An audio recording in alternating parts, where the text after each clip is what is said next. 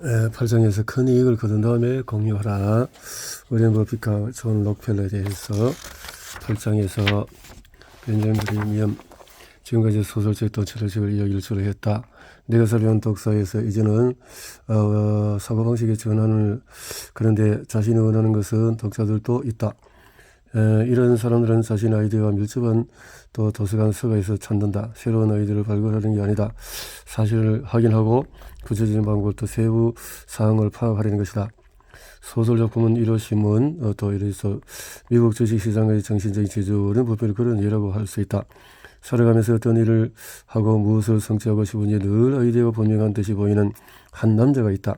이 사람은 젊었을 때 이미 자신의 아이디어를 실현하기 위해서 구체적인 비즈니스 수행 단계를 밟았다. 그런데 이 책을 쓰기 위해서 내가 조사한 사람들 중에서 버핏이야말로 책이 인간의 삶을 형성한다고 단호하게 선언할 만한 사람이다. 나는 이미 서문에서 이런 확신을 살짝 내비쳤다. 버핏은 사무실에 수사인 책 더미를 가리키며 이런 책을 매일 500페이지씩 읽으세요 라고 조언했다. 무려 500페이지를 이런 지시를 잘 따르면은 책은 땅에서 파내는 일정의 원자재가 되어서 증권거래소를 내다 팔 수가 있다. 버핏의 삶은 바로 이런 증권거래소를 중심으로 돌아간다. 이런 식으로 텍스트를 샅샅이 파고 들어가는 눈이 시뻘개지고 두통만 생기다고 생각하는가? 터무니없는 생각이다. 물론 버핏이 진정으로 촉구하는 것은 그런 것이 아니다. 버핏은 책이란 두뇌의 증폭기와 같아서 독서에 투자한 시간은 낭비가 아니며 절대 아깝지 않다고 한다. 우리가 어떤 저자를 그 분야의 배경 지식과 더불어 이해하려면 10년이 걸릴 수도 있다. 그러니 그저 그 사람의 책을 읽고 통찰력을 공유하는 게 훨씬 더 현명한 방법이다. 그래서 CEO가 선호하는 논픽션, 성공한 기업자가 되려는 사람들에게 해주는 또 워렌 버핏의 조언은 다음과 같이 간단하게 요약할 수 있다. 많이 읽어라. 이제 버핏과 생각이 같은 새 사업가 좋아하는 책을 소개하겠다. 무르티는 인도 제2의 다국적 IT 기업의 포천지가 우리 시대의 기업자 중에서 12명 중에 1명으로 선정한 바가 있다. 이런 사람들. 두 번째는 마이크로소프트 공동 창업자 버핏의 친구 빌 게이츠. 실제로 게이츠는 버핏과 닮은 점이 많다. 둘 다 엄청난 부자라는 것이고 이익을 또 이렇게 나름대로 하는. 세 번째로 메타 페이스북의 마크 저커버그. 이런 책에 이런 워렌 버핏은 선자서의 900여 개 다르도록 미국의 거물이자 세계에서 세 번째로 부유한 사람으로 이렇게 투자자. 버핏은 어린 시절부터 끊고 갈빌라 병 또 골프경 잡지를 팔러 다니는 등 기업가적인 모험심을 발휘했다. 고등학생 때 아버지가 소유한 사업에 투자해서 소정릉에 운영하는 16헥타르 농장을 매입했다. 14살에 또 $1200로 땅을 샀고 대학을 졸업한 올해는 이미 오늘날의 가치로 환산해서 $100,000쯤 되는 금액을 모았다. 최고의 갑부가 되었을 수 있는 비즈니스 투자의 세계에 대한 버핏의 관심은 청소년기에 확고하게 자리를 잡았다. 얼마 지나지 않아서 이러면 젊은 청년들 때 이렇게 많은 출중한 사람들이 많이 보입니다. 현명한 투자자 벤저민 그레임은 버핏은 벤저민 그레임의 여러 책에서 투자의 기술을 배웠지만은 무엇보다도 현명한 투자자에서 가장 큰 영향을 받았다. 이 책은 1949년에 출판된 뒤로 곧장 가치투자의 핵심 참고문헌이 되었는데 가치투자는 1920년 후반 콜롬비아 경영대학에서 가르치면서 그레임이 개발한 방법론이다. 이 책의 핵심은 미스터 마켓의 일화를 활용한 비유다. 미스터 마켓은 매일 주주의 집 앞에서 나타나서 주식을 각기 다른 가격에 사거나 팔겠다고 제안한다. 종종 미스터 마켓에서 제안하는 가격이 그럴듯해 보이지만 때로는 우스꽝스럽다. 투자자는 미스터 마켓이 제안한 가격에 동의해서 거래하거나 아니면 완전히 무시해버릴 수 있다. 그래서 그도 미스터 마켓은 그 무시를 개의치 않고 다음날 어김없이 또 던들어서 또 다른 가격을 제시한다. 투자자는 미스터 마켓 변덕을 자신이 소유한 주식 가치를 실증하는 요인으로 여기면 안 된다는 게 이 일화의 요점이다. 버핏은 그레임의 책이야말로 자신의 비즈니스 전략의 지침서라고 솔직하게 인정한다. 그레임의 우화에서 미스터 마켓은 성격이 급하고 변덕스러운 사람이다. 현명한 투자자는 1949년 처음 출판된 이후에 여러 수정을 거쳤다. 1970년대 초 버핏의 서문과 여러 부록이 포함된 네 번째 개정판이 나왔다. 그레이엄은 1976년에 사망했고 따라서 그 이후에 나온 개정판은 변화가 없다. 그레이엄의 벤저민 그레이엄 현명한 투자자. 자, 버핏은 버크셔 헤이서웨이의 회장이 된 이래 두 가지 원칙을 확고히 지킨 것으로 유명하다. 첫 번째는 이것은 누구나 고수할 수 있는 원칙으로 장기적인 가치와 전망이 있다고 믿는 회사에만 투자하는 것이다. 두 번째 원칙은 훨씬 더 광범위하며 부자의 책임과 관련했다. 화려한 생활 양식과 사치품은 워렌 버핏의 사전에 없다. 대신에 그동안에 모은 막대한 재산을 잘 사용하는 방법에 집중한다. 버핏은 전통적인 종교적인 의무에 따라서 10%를 헌금하는 게 아니라 재산의 99%를 자선활동에 기부하기로 약속했다. 투자자에서 마찬가지로 자선활동에서도 버핏은 그레이엄의 원칙을 따른다. 이것은 정치적인 사회적 파급 효과가 큰 빅 아이디어다. 버핏은 가격 가치를 비교하지 않는 전략은 투자가 아니라고 투기라고 경고한다. 버핏은 자신의 투자 회사가 워싱턴 포스트 신문사의 주식을 대량으로 사들인 이유를 이렇게 말했다. 당시 이 주식의 가격과 가치를 비교하는 데에는 대단한 통찰력이 필요하지 않았습니다. 우리는 벤저민 그레이엄에서 배웠다는 자세입니다. 마찬가지로 1987년에 회사 투자자들이 보내는 14서한에서 버핏은 그레이엄의 가르침에 따라서 다음과 같이 말했다. 잘 원하는 버크셔 보험회사 계좌로 보통주를 구매할 때마다 비상장 회사를 구매하는 것처럼 거리에 임합니다. 우리는 회사의 경제적인 전망, 회사를 운영하는 사람들, 그리고 매수 가격을 검토합니다. 언제 얼마에 팔 것인가는 염두에 두지 않습니다. 실제로 그 회사의 내재 가치가 만족스러운 속도로 증가하리라 예상하는 한 주식을 무기한 보유할 용의가 있습니다. 이제 미스터 마켓이 들어올 차례다. 오래전에 내 친구자 스승인 벤저민 그레이엄이 시장의 변동성을 바라보는 정신적인 태도를 가르쳐 주었습니다. 나는 그것이 투자자가 성공하는 데 가장 큰 도움이 된다고 생각합니다. 그레이엄은 시장의 시세가 마스터 마켓에 정해진다는 점을 믿어야 한다고 말했습니다. 개인 회사에서 당신의 무척이나 협조적인 파트너에 의해서 말입니다. 틀림없이 미스 마켓은 매일 나타나서 당신의 이익을 사거나 자신의 이익을 팔려고 가격을 부릅니다. 두 사람이 함께 운영하는 회사의 실적이 안정적인데도 미스 마켓이 제시하는 가격은 들쭉날쭉합니다. 애석하게도 인간에게는 쫓을 수 없는 감정적인 문제가 있기 때문입니다. 때때로 도치감에 빠져서 사업에 영향을 미치는 유리한 요소만 보입니다. 그런 기분이 들 때에 미스터 마켓은 매우 높은 매도 가격을 제시합니다. 당신이 자신의 지분을 낚아챈 막대한 이익을 빼앗을까 두려워하기 때문입니다. 반면에 때로는 우울해져서 사업에 닥친 난감만 바라봅니다. 이런 때에는 매우 낮은 가격을 부릅니다. 당신의 지분을 자신에게 팔아버릴까봐 두렵기 때문입니다.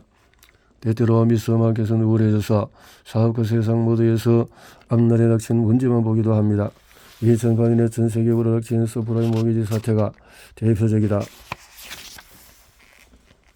잘 원하는 파생품 거래에 대해서 의견이 같습니다. 이처럼 버핏은 파생상품이 위험을 키운다는 사실을 내다보았다. 파생상품은 평가하기 어렵고 가치가 급격하게 바뀌기도 하며 그래서 금융기관들의 상호 의존성을 높여서 연쇄도 상황을 유발할 수 있기 때문이다. 그래서 버핏은 한 섹터에서 문제가 발생하면 다른 섹터로 줄줄이 문제가 파급되어 금융 시스템이 파괴될 수 있다고 경고했다. 버핏의 문제는 본질적으로 그러한 상품이 미래의 어느 날 선박김에 의한 돈을 요구하며 그 금액이 이자율, 주가, 동화 가치 같은 하나 이상의 항목에 의해서 결정된다는 것이다.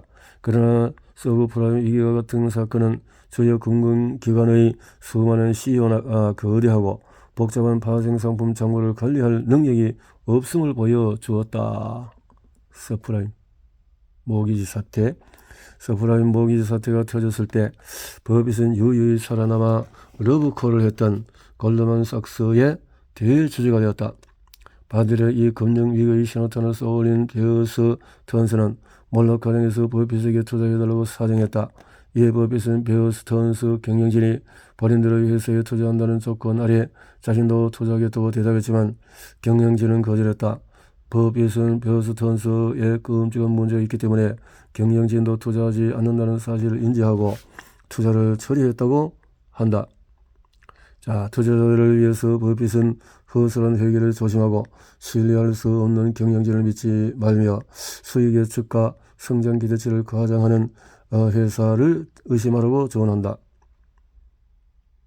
대신에 회사가 실제로 어떤 일을 하고 미래의 경쟁력을 갖출 수 있는가라는 직접적인 질문에 답하는데 도움이 되는 실제 데이터를 보라고 강조한다. 버핏은 미래를 판단하려는 행위 자체가 위험한 게임이며 수많은 투자자와 사업가에게 무모한 실험이라는 것을 재빨리 인정한다. 예를 들어서 서브라임 위기의 가장 암울한 시기에 뉴욕타임스의 기고한 글에서 그는 이렇게 말한다. 1960년대에 살던 사람들에게 세상이 어떻게 보였을까 상상해 봅시다.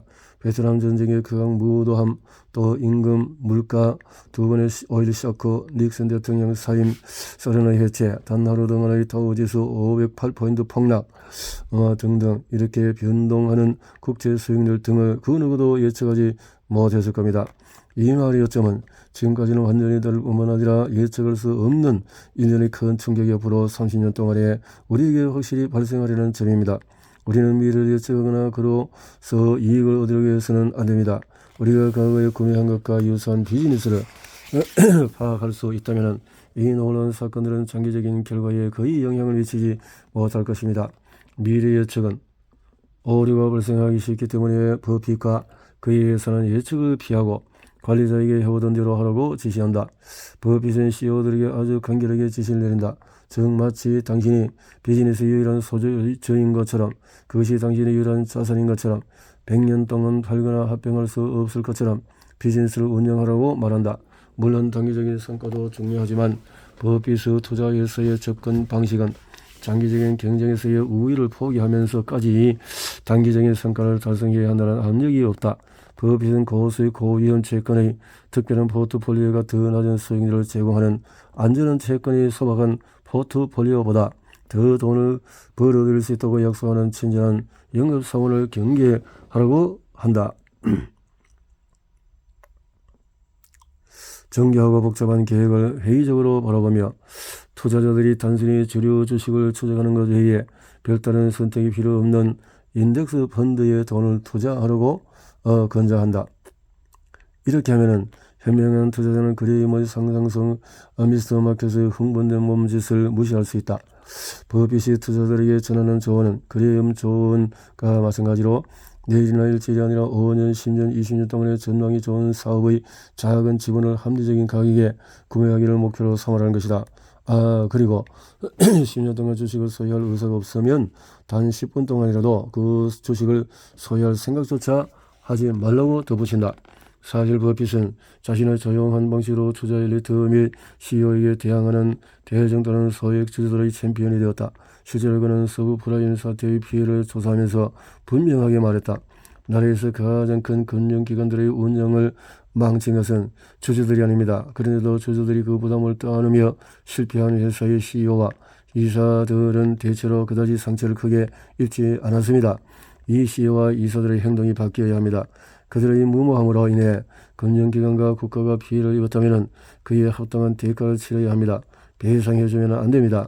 이러한 이유 때문에 회사의 주식이 시장에서 가능한 최고가로 거래되기를 바라는 많은 CEO와 달리 버핏은 버크셔의 주식이 내재 가치에 따라서 거래되는 것을 선호한다. 내재 가치는 기업의 현재 순자산액을 나타내는 자산 가치와 장래의 수익을 평가한 수익 가치를 포함한다.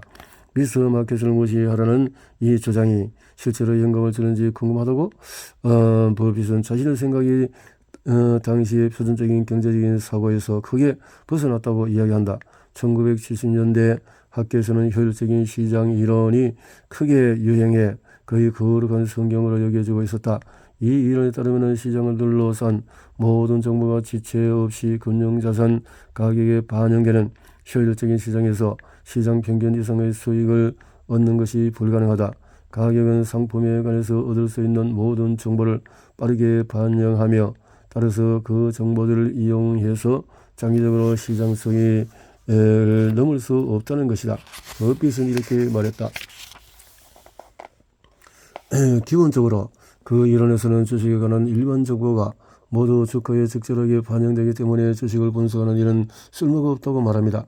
즉 시장은 항상 모든 것을 알고 있다는 것입니다. 따라서 효율적인 시장 이론을 가르치는 교수들은 주식 시세표에 다트를 던져서 주식 포트폴리오를 구성해도 열심히 일하는 명석한 주식 분석가가 선택한 포트폴리오와 별 차이가 없다고 말했습니다. 이에 버핏은 우리는 동의하지 않는다라고 분명하게 말하고 방대한 데이터베이스와 통계 기술을 사용해 투자 위험을 정리하기 좋아하는 학계에 재차 경고한다. 요점은 효율적인 시장 이론과 미스터 마켓 모델 시장이 원한다는 생각 중에서 무엇이 옳은지 여부다. 그와 관련해서 버핏이 그레이머 책을 읽고 후자를 주장한 것은 아주 좋은 투자였다. 다음은 버핏이 자신의 투자 해설을 다시 요약한 내용이다.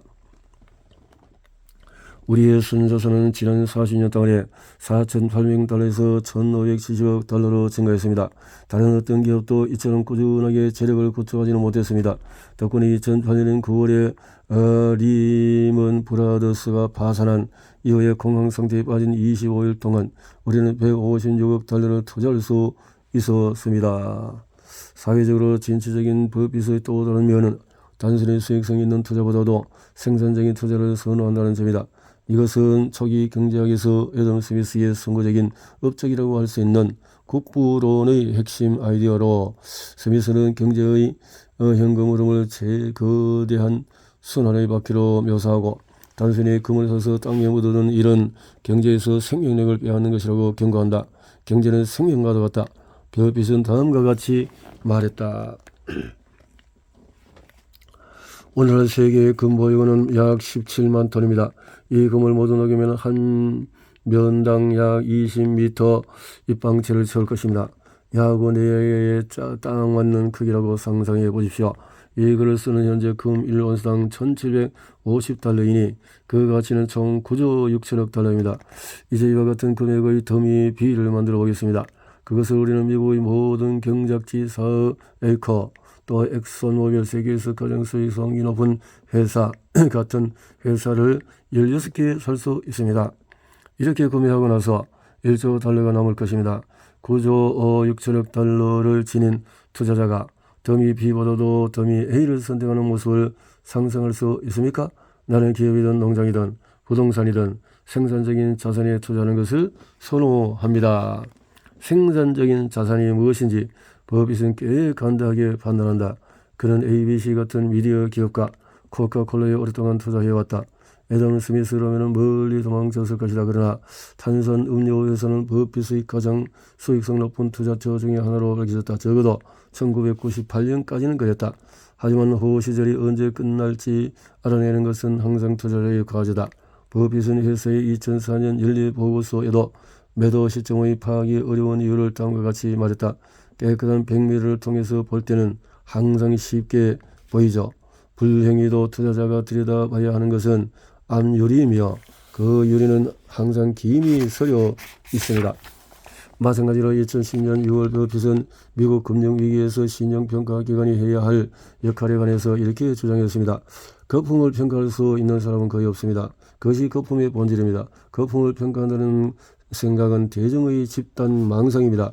모든 거품은 터지게 되어 있습니다. 서프라임 위기를 겪는 동안에 버핏은 경기 침체를 인과응보라고 표현했다. 지금 미국 금융업계에서 일어나고 있는 재앙은 복잡한 파생 상품을 설계해서 판매하는 사람들에게 인과응보입니다.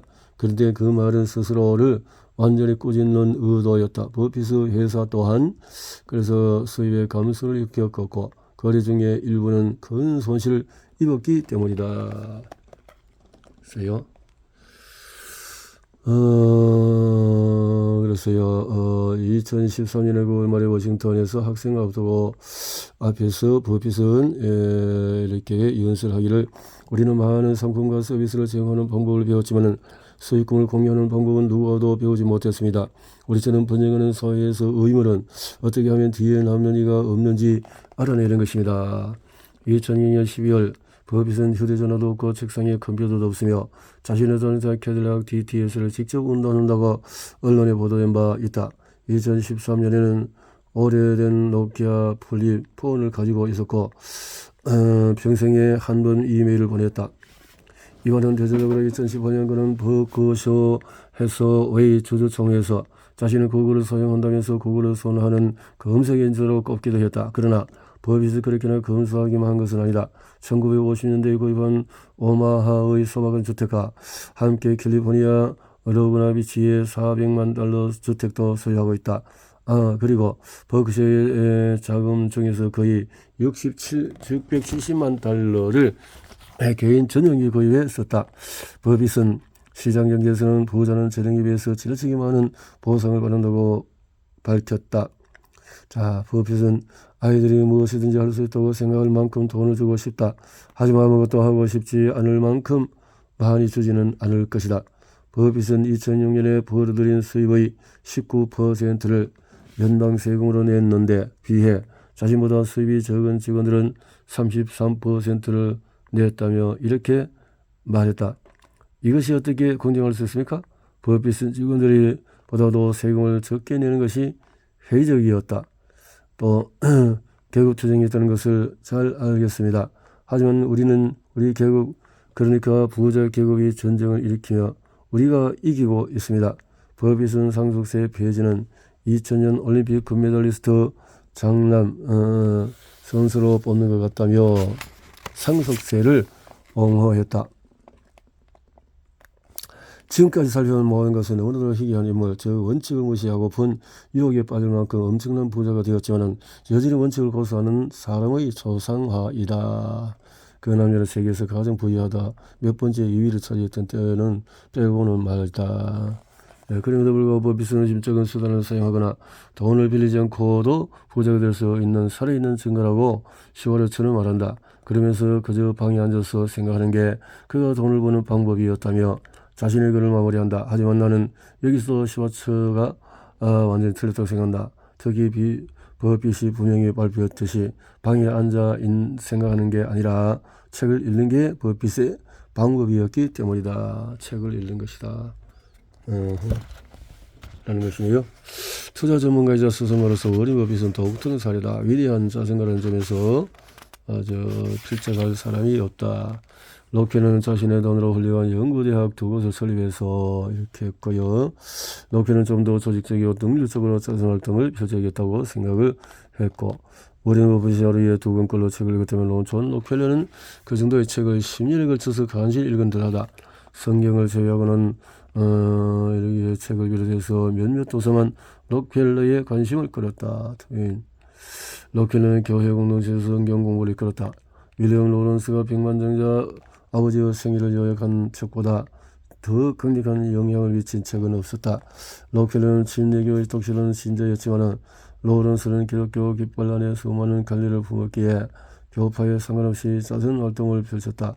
그의 관대함으로 동시에 사람들에게 이름을 날렸다. 로런스는 사람들의 고통을 들어주고자 하는 열망이 넘치는 사람이었다.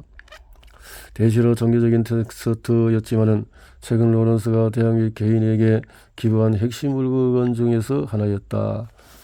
존 토머스 폴리는 록펠러 전기에서 아모스 로런스의 일기와 서간집 록펠러에게 미친 영향을 적어놓았다. 어린 시절 록펠러는 특히 로런스가 비서에게 $1, $5, $10 지폐로 수백만 달러를 가져오라고 지시한 내용에 매료되었다.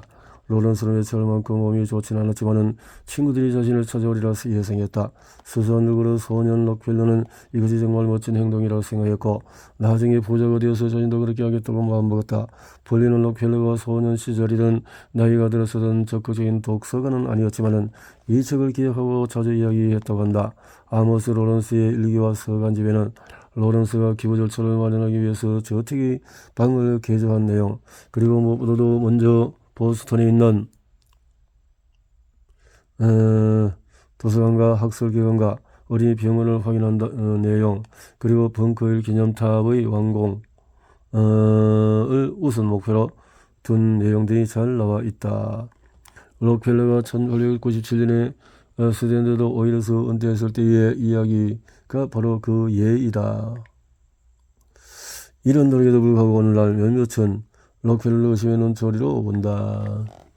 여기서 박예주의에서 록펠러는 여전히 현 시대의 거부이자 월스트리트의 위대한 인물 중에 한 사람이다.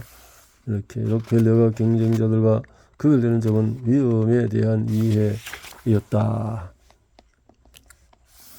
록펠러가 아모스 로런스의 일기와 서간지 록펠러가 돈을 버는 일이 아니라 돈을 효과적으로 윤리적으로 나누는 일에 자신의 에너지를 바치기로 결심한 데에는 이 책에 나오는 세 가지 전력이 영향을 미쳤다. 자신의 방식대로 이렇게 로런스의 자선활동, 집에는 사람들에게 나눠줄 유용한 물품을 보관하는 방이 따로 있었다. 인간은 빵으로만 살 수 없으며 이렇게 연민과 효과적인 애정이 필요하다. 애정이 필요하다. 록펠러는 이런 것을 했고, 그 당시에 정유업자들은 등유만 뽑아내고 나머지는 강이나 들판해버렸다. 이처럼 정제 과정에서 나오는 부산물을 버리는 게 아까웠던 록펠러는 그 과정을 더 효율적으로 만들고 부산물을 윤활유 그리고 바실린 또 페인트 등 유용한 제품으로 사용할 방법을 찾는 연구에 막대한 투자를 했다. 1890년에 록펠러가 오하이오에 세운 스탠더드 오일은 정유업계에서 한 발 앞서서 높은 이유를 누렸다. 결국 많은 경쟁회사가 거대한 스탠더드 오일에 맞서 싸우기 위해서 포기하고 록펠러 제안을 받아들여야만 했다.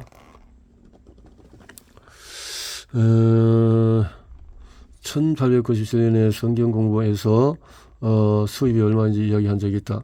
자신이 교회에 11조를 냈었다고 말하지 않았고 청년들에게 교회에 11조를 바칠 수 있다고도 말하지 않았다. 여기에 또 하나 그가 자선활동을 하게 된 계기를 설명하려는 대중적인 신화가 있다. 록펠러가 인도의 카리스마 넘치는 영적 지도자이자 몽상가인 스와미 비베카난다를 만난 이야기로 시작이 된다. 이 신화의 핵심은 비베카난다가 자선활동에 대한 록펠러의 인식을 향상했고, 그래서 록펠러가 스스로 세상과 자신의 부를 공유하는 통로로 여기들의 영감을 주었다는 것이다. 록펠러가 많은 돈을 기부한 데니슨 학교의 새 총장 선출과 관련해 비베카난다가 록펠러에게 훈계한 유명한 일화가 있다. 엠마 칼구 부인이 또 드리네트 베르디의 부인에게 이렇게 말했다고 한다. 어느 날 록펠러는 친구 집을 방문한 인도의 수도승을 만나고 싶다는 충동을 가깝게 느꼈다. 설명은 이렇게 이어진다. 집사가 록펠러를 거실로 안내했다. 도착에 드는 사실을 알리는 것을 기다리지도 않고 록펠러는 스와미지에 있던 서재에 불쑥 들어갔다. 책상에 앉아있던 스와미지는 누가 들어왔는지 쳐다보지도 않았다. 그 모습에 록펠러는 매우 놀랐다. 잠시 뒤에 스와미지는 록펠러 본인 외에는 아무도 모르는 과거에 대해서 이야기하고 당신님이 축적한 돈은 당신의 것이 아니며 당신은 하나의 통로일 뿐이므로 세상에 선을 행하는 것이 의무라고 록펠러에게 말했다. 하나님이 당신에게 모든 지혜를 주셨는데 이런 당신이 사람들을 돕고 선을 행할 기회를 얻게 하려 하심이라는 것이었다. 칼구 부인에 따르면 록펠러는 그 사람이 감히 자신에게 그런 식으로 말하고 무엇을 시키는 게 짜증이 났다. 그래서 인사도 하지 않은 채 퉁명스럽게 방을 빠져나갔다. 하지만 일주일 뒤에 록펠러는 이혼에 도착했다는 사실을 알리려 하지 않은 채 우뚝대고 스와미지의 서재로 들어가서는 책상 위에 계획서를 툭 내던졌다. 공공기관에 막대한 금액을 어떻게 기부할지 정리한 내용이었다. 록펠러가 말했다. 자, 당신 말대로 했습니다. 이제 만족하시나요? 당신은 내게 고마워해야 할 겁니다. 하지만 스와미지는 미동도 하지 않은 채 계획서를 조용히 읽어보고는 이렇게 한마디 톡 던졌다고 한다. 고마워해야 할 사람은 내가 아니라 당신인 것 같군요. 엄청난 자아를 지닌 남자를 깔아온 게는 말이었을까? 그로부터 약 20년 뒤에 미국 최초의 억만장자가 전세계 인류의 복지 정신이라는 야심찬 목표를 지닌 록펠러 재단에 기부한 진짜 계기가 발생 정말이었을까? 칼스 부인이 전해준 재미있는 이런 인간의 본성에 대한 우리의 타고난 의심에서 호소한다. 그런데 이 이야기의 출처는 정확히 입증되지 않았다는 경고와 함께 잡지에 실린 기사였다. 이 이야기의 핵심은 록펠러가 자선가족들을 설득한 인도 구리의 위대합니다. 하지만 록펠러에 관해서 다른 많은 이야기와 마찬가지로 이 또한 분명하지가 않다. 우선 록펠러는 1894년에 훨씬 이전에 이미 위대한 자선가로 기록이 되어 있다라네요. 자, 비베카난다가 록펠러에게 하나님이 당신의 모든 재물을 주셨는데 이런 당신이 사람들을 돕고 선을 행할 기회를 얻게 하려 하심이라는 생각을 록펠러에게 심었다는 가정은 잘못되었다. 록펠러는 이미 오랫동안 그렇게 확신했기 때문이다. 셋째, 앞에서 언급한 사건은 1894년 시카고에서 벌어진 일이 아니다. 왜냐하면은 록펠러가 그곳을 처음 방문한 때는 하스겔 동양박물관 개관식에 참석한 1892년 7월이었기 때문이다. 단순히 날짜에 적어놓고 록펠러가 실제로 시카고에 있을 때 비변양가에 멀리 유럽에 있었다. 심리적으로 또 마지막으로 심리적인 측면도 있다.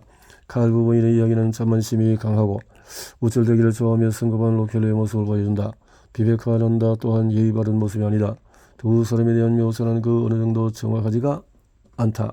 그렇다면 이런 이야기가 널리 퍼진 이유를 어떻게 설명할까? 이야기에 출처를 걸 수 있는 칼 부부인은 사람들의 관심을 갈망하는 유명인이었다. 대신에 록펠러가 자선 활동을 하도록 이끈 진정한 도덕적인 자극은 이보다 훨씬 단순하다.